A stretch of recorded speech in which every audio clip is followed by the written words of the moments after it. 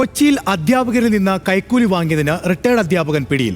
വടകര സ്വദേശി വിജയനാണ് വിജിലൻസിന്റെ പിടിയിലായത്.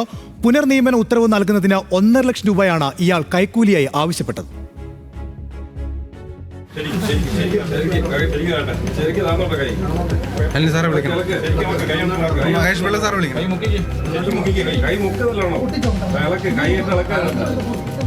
കോട്ടയം പാലായിലെ സ്വകാര്യ സ്കൂളിലെ അധ്യാപകരിൽ നിന്നാണ് വടകര സ്വദേശിയായ വിജയൻ കൈക്കൂലി വാങ്ങിയത്. സെക്രട്ടേറിയറ്റിലെ ജനറൽ എഡ്യൂക്കേഷൻ വിഭാഗത്തിലെ ജീവനക്കാരൻ സുരേഷ് ബാബുവിന് വേണ്ടിയാണ് ഇയാൾ കൈക്കൂലി വാങ്ങിയതെന്നാണ് വിവരം.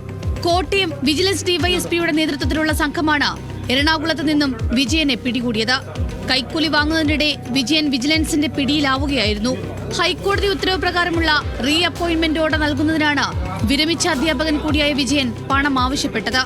1.5 ലക്ഷം രൂപയാണ് അധ്യാപകരിൽ നിന്നും ഇയാൾ വാങ്ങിയെടുത്തത്.